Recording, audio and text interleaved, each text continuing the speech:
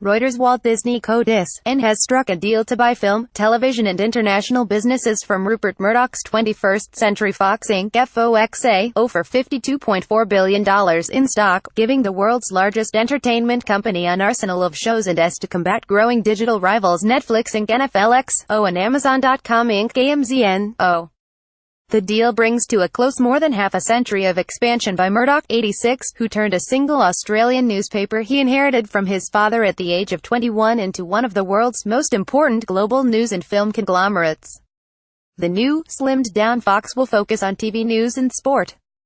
Early indications are that the deal will not face strong resistance from antitrust regulators as Corp's TN bid to acquire Time Warner Inc. TWX, and has done. U.S. President Donald Trump, who has attacked the deal, spoke to Murdoch on Thursday and congratulated him on the deal, according to the White House. Shares of Fox, which have surged more than 30% since talk of the deal surfaced in early November, closed up 6.5%.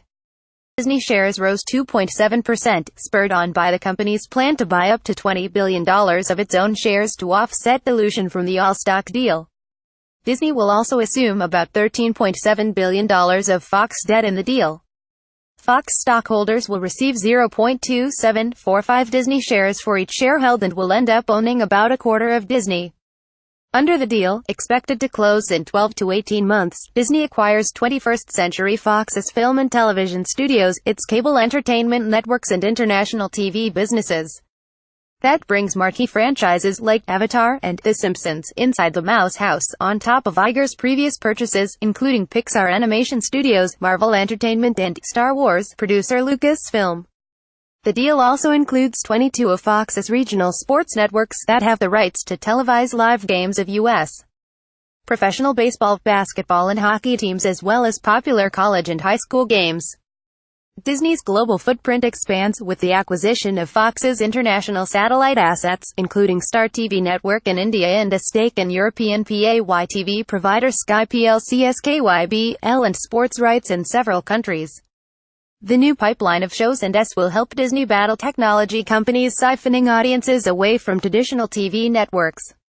Amazon is on track to spend at least $4.5 billion on video this year, according to analyst estimates, while Netflix plans to spend $8 billion on content next year.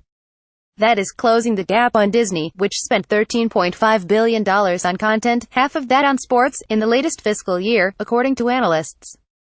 The deal illustrates the huge strategic challenge traditional media companies face and how they need to reinvent their business models to compete with digital competitors such as Netflix, Google and Amazon, said Nick Jones, partner and head of technology at Cavendish Corporate Finance. It helps Disney dramatically reduce its reliance on traditional television, a business that has declined over the last 2 decades. New Fox. Immediately before the acquisition, Fox will separate the Fox Broadcasting Network and stations, Fox News Channel, Fox Business Network, its sports channels FS1, FS2 and the Big Ten Network, into a newly listed company that it will spin off to its shareholders. This will be a growth company, centered on live news and sports brands and the strength of the Fox network, 21st Century Fox executive chairman Murdoch told investors. He said Fox was not retreating, rather, pivoting at a pivotal moment. Disney chief executive Bob Iger, 66, will extend his tenure through the end of 2021 to oversee the integration of the Fox businesses. He has already postponed his retirement from Disney 3 times, saying in March he was committed to leaving the company in July 2019. If Iger sees out his new term, that would rule out a presidential bid in 2020, which had been the subject of some speculation. This acquisition reflects a changing media landscape, increasingly defined by transforming technology and evolving consumer expectations. Iger told investors on a conference call. He said new technology would be necessary to meet the demands of viewers who want to access content anytime. Fox's regional sports networks and cable network puts Disney in a better position to sell more shows directly to more consumers, he added. Disney has been struggling to bolster its TV business as cancellation of cable subscriptions is pressuring its biggest network sports channel ESPN. The company plans to launch its own service in 2019, a calculated gamble that it can generate more profit in the long run from its own subscription service rather than renting out to services like Netflix. It is not clear who will head the new Fox.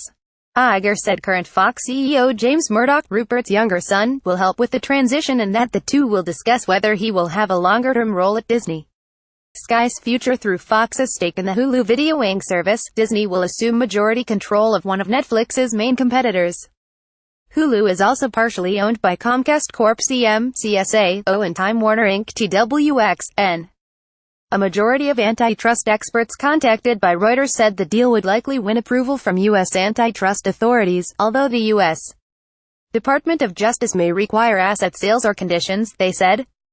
Fox said it remained committed to buying the 61% of Sky it does not already own and expects to win regulatory approval from Britain and to close the deal by the end of June 2018.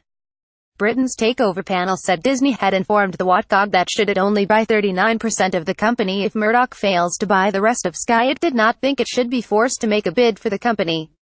The statement prompted Sky's stock to fall by 1%. In Britain, any investor acquiring 30% of a listed company is automatically forced to make a bid for the rest of the stock. The takeover panel said it would seek the opinions of Sky's independent directors before making a decision. Additional reporting by Susan Heavey in Washington, Lisa Richwine in Los Angeles, Diane Bartz in Washington, Sheila Dang in New York and Kate Holton in London. Editing by Patrick Graham and Bill Rigby. Or Standards, the Thomson Reuters Trust Principles.